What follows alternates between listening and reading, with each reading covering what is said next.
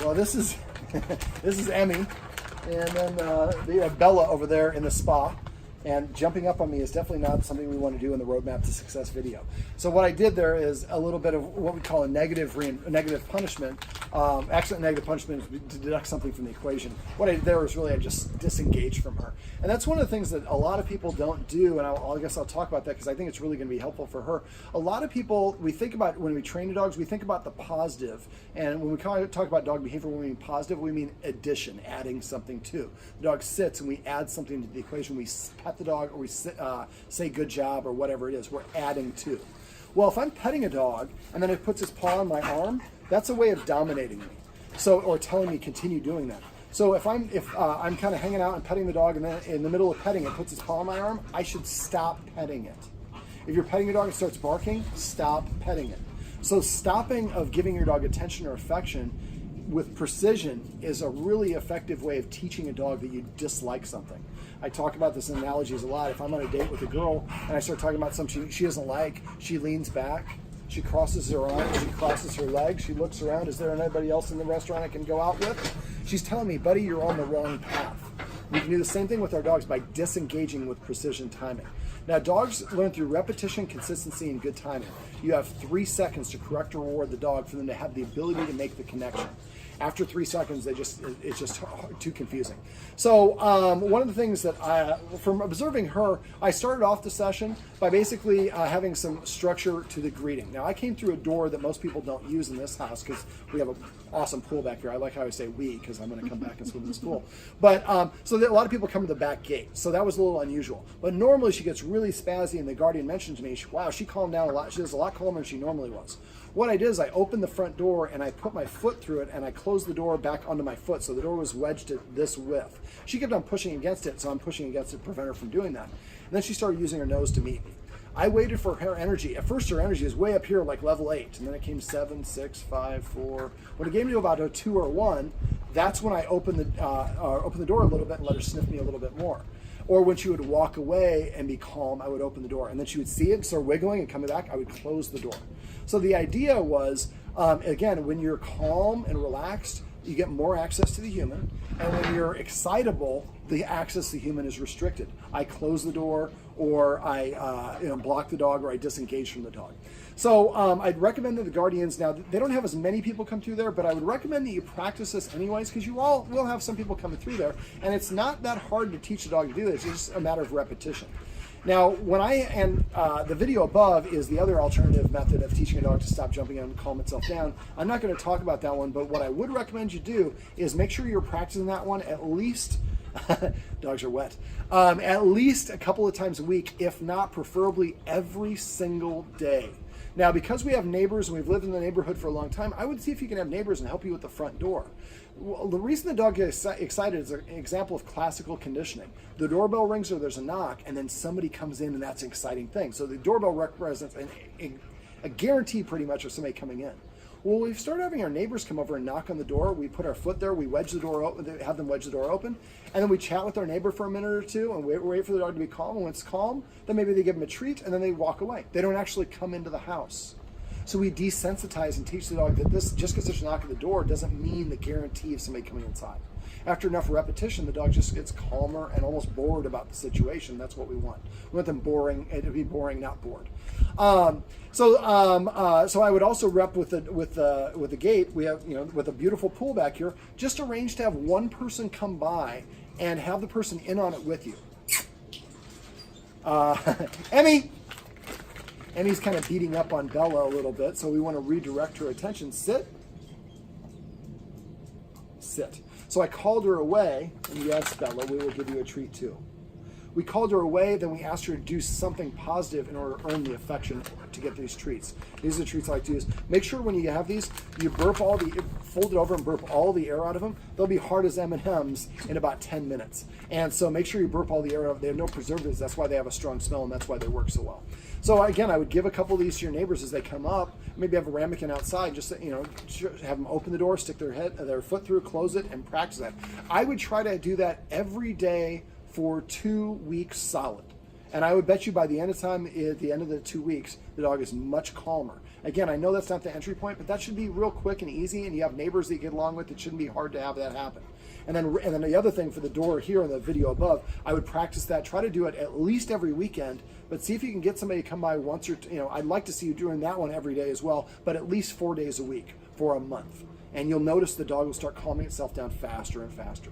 And eventually, and don't tell her to sit. She sat in the video above. Don't ever tell her to sit. When she sits, that's a wonderful time to engage. And then as soon as they start wiggling, you pull back and step out of reach. Now, the dogs here, the guardians here had hired a dog trainer who probably used the old way of dog training that I don't use. I use the modern force-free positive reinforcement approach. A lot of people use like prong collars, shock collars, pin the dog down, touch the dog, poke the dog. I want the dog to want to listen to us and to respect us as authority figures. And one of the ways that I flip what I call the leader-follower dynamic is by teaching the dogs that we are the leaders through our actions. And one of the best ways you can do that is by enforcing rules consistently.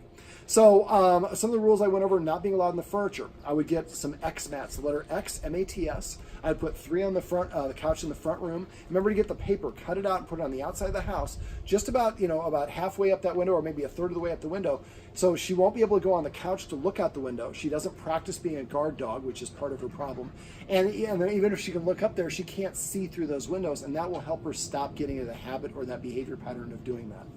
And I put also on the other furniture, put those little mats. Now for Bella, Bella's the older dog, and she kind of gets beat up on a little bit by Emmy. So we would let Bella on the furniture, but not let Emmy for at least 60 days minimum, but probably longer than that, probably 90, 120 days. Might not be towards the end of the summer, until really her overall behavior is well improved. Then we invite her up as a privilege, and that's an exception, not all the time, and it's when we invite her up, not when she wants to come up. I would also do the same thing for the bed. I would say if you can't get her to not be in the bed, some people don't want to give that up, but I would make it that you get on the bed when I invite you on the bed, and you go to where I want you on the bed. Some dogs want to sleep in between the husband and wife. No, you sleep where, this is my bed. If I'm going to share it with you, you sleep where I want, or there's a whole lot of floor for you if you don't like my rules on my bed. Let me see. Other rules: shouldn't be allowed in the kitchen when we're preparing food. Shouldn't be allowed within 7 feet of any human or anybody who's eating. So if Bella's eating, she's not allowed to be in the kitchen. And I went through a structured feeding.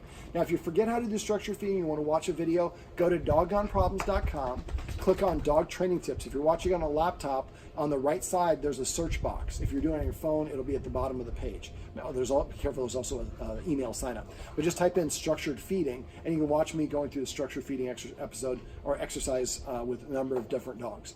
Eating is the most important activity for dogs, so having dominion over that will really help. It'll also help with the sorting of the authority between the two dogs. Emmy keeps on, I keep on saying Ellie. Emmy tries to challenge the older dog. The older dog is a little bit older. So if we can kind of help the older dog eat first, so Bella gets to eat first, and Emmy has to watch that and staying out of the kitchen on her own, helps her practice some self-restraint and self-control. Also helps her see the other dog eating in a higher position than her, but the human who's feeding eats first, because dogs eat in the order of rank. That way she sees herself as the lowest member of the totem pole. That will help her challenge a little bit less. Other rules: we have a dog door, but if the dog door is closed, you might want to close the dog door temporarily for short periods of time. And when she wants to go out, go to the door and tell her to sit. She has now 3 seconds to sit. If she doesn't sit by the 3rd second, walk away, sit down somewhere nearby, wait 1 minute. After 1 minute, go back to the door and tell her to sit again. If she doesn't sit this time, I'll walk away for 2 minutes. Next time, I'll walk away for 4 minutes, then for 8 minutes. Keep on double the length of time until eventually when she wants to go, you go to the door, she just sits automatically. And as soon as she sits, open that door open right away. So she understands the sit causes the door to open. Sitting is a more subordinate position for dogs. And so if you get a dog into a habit of sitting before it opens the door, before it gets permission to eat its food, before it gets petted, all the rest of these things, it's kind of adopting more of a follower's mindset. Let me see. Other rules, when you're playing fetch with Emmy, make her bring you the ball and make her sit before you even pick it up. And if she drops it and she picks it up and drops it again, next time she drops it, just step on it. And just wait. And as soon as she sits, pick it up and throw it right away. And after a while, when she drops it and she sits, then you wait a second, and instead of snatching, you get a little bit slower, and then she gets up, tell her to sit again, and only throw it when she sits. and then start elongating the amount of time that we ask her to sit, so we can add in a little bit of structure to this really important activity.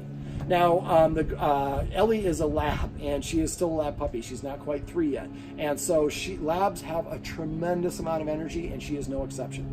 So one of the things I recommend the guardians do is increase their exercise. Now, we have a pool, but people who have pools and dogs know that it can be irritating to their skin after a while, the chlorine. So we don't want to do that too much, but it's a great way to deplete some energy. So I would get in a habit of throwing the ball into the pool or just playing fetch out of the pool. Remember dog skiing. I think dog skiing is going to be the game changer for you guys. If you guys get into dog skiing and dog ski maybe twice a day and supplement that by a couple games of fetch and maybe a little bit of the pool or a walk, you're going to see a substantial difference.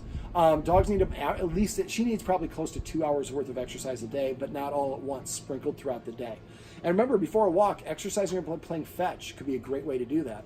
Also, since she loves to fetch, I would consider getting a Go Dog Go. I think her website is go-dog-go.com, but it's $160. It's kind of a lime green bucket with a machine underneath it. The dog drops the ball in it, it spindles down, and it spits it about 40 feet consistently.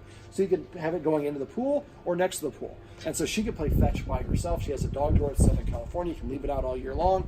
And so she's going to get a nice way to burn some excess energy. So if you exercise her before you go on a walk, you'll find that she's going to be a lot more easier to manage. Now, I also showed the Guardian how to use a martingale and add the special twisted leash to the martingale. If you want my 5 rules for a structured walk, again, go to dognowproblems.com. Just type in structured walk in that search box I talked about earlier, and there'll be a bunch of videos. I've gone through this with a ton of dogs. Now, she actually does pretty well on the leash. It's just it depends on if she sees something else. So using that special twist of the martingale that I show in the videos and I showed you here at home will give you more control over her, and it takes that tension off of her neck, so she's not going to be doing the pulling. Now, if you do the dog skiing, make sure you message me, and I'll send you a link to where there's a special type of harness that distributes the weight a little bit better for them, and it also has a little bungee effect so it doesn't pull you over. And I want to give your dad a couple of pointers on how to teach the dog to run and stop and all that fun stuff. But I'm happy to do it, and I have Dalmatians, and I do it with my dogs every single day, and if I don't do it, I notice a huge difference in their behavior. So it's just really management. Okay, so for the counter surfing, remember, get the spaghetti colander, aluminum, 6 or 7 empty soda cans, silverware, piece of string 2 feet long, and a bagel or a pizza bone or something the dog's interested in. Arrange, the colander at the edge of the counter, put all the silverware and the cans in it, tie the string to it, to the bagel, or the pizza crust or whatever, and be in the next room. When the dog pulls it off, go in there immediately, set everything back up, don't say a word to the dog. Now, if the dog does grab one of the cans and runs in the room, squeezing the can, that method won't probably work. Then what I do is get a aluminum trash can lid. I don't see one here, but you can get them on Ace Hardware is the cheapest place to get them. You can get them for about $3, and just have one in the next room or right out here, because this is close to where that is. And then basically, as soon as she starts to get on the counter, you're watching through the window. As soon as she tries to jump up, slam the can down, lid down on the ground. It makes that jarring sound, which will startle her. I had some people actually use an compressed air horn. I mean, not the like spitting one, the one. And so just, again, observing, setting your iPhone up and having it on FaceTime so you can be in the next room and you're watching in real time. As soon as she starts, don't wait for her to get up on the counter. Wait for her paws to start getting off the ground, and then, Jesus! And again, you're not in the kitchen, so she doesn't know that it's coming from you. She just knows if I try to get up, I hear the loudest sound ever. It scares the poop out of me. All right, let me see, what else did we go over? We went over petting with a purpose and passive training. Petting with a purpose and passive training are probably the 2 easiest things that have the biggest impact on a dog. Petting with a purpose is if the dog comes over, invades my personal space, nudges me, paws at me, barks at me for attention, it's telling me what to do. If I pet the dog, I'm validating that perception. Instead, what I do is I tell the dog to sit. When it sits, I pet it under its chin and say the word sit and only the word sit, not even good sit. And I pet it 1 time to as many times as I want after that. But I only say it once. And I'd like you guys to get in the habit of only saying it once. Come. That's passive training. We'll talk about that in a sec. So come up with a watchword for that. Call it paycheck, call it repeat or rerun.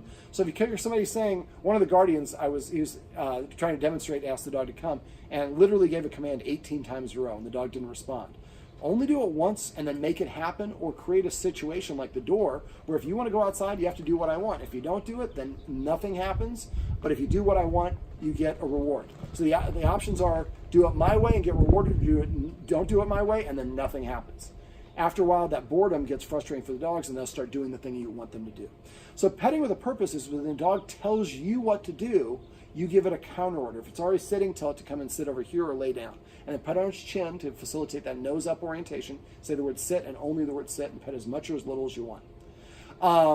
After a while, the dog will start sitting in front of you to prepay for attention. When it does that, make sure we pet it at least a little bit.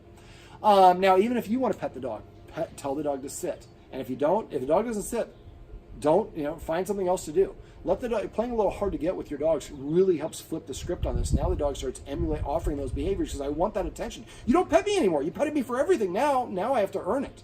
Well, earning it will help the dog's self-esteem go up. It'll also increase the dog's respect for the human's authority figure because listening to them. And then it also helps the dog practice sitting, which makes it easier to get the dog to sit at mealtime or outside on walks or wherever it is. Now, passive training is what I just showed you, is waiting for the dog to voluntarily, organically offer you the behavior on its own. So the dog comes to me, I pet it and say, come. I didn't ask it to come, it just came on its own. I'm just rewarding the end result. Well, a lot of us, we say come when we're at the dog park. And the dog's like, but I can't, every time I come to you, put me on the leash and then we leave. And come means the end of fun. Well, now, 20, 50, 100 times a day, the dog comes to me, I pet it and say come, and then the fun times keep happening. So everything your dog does on a regular basis that you like, make sure you recognize and reward it. Most of us train our dogs to misbehave because it chews the carpet, we correct it. Well, good attention and bad attention are the same thing for dogs. So if we start petting with a purpose and passively training our dog, when it does the things we want, we give it a lot of attention.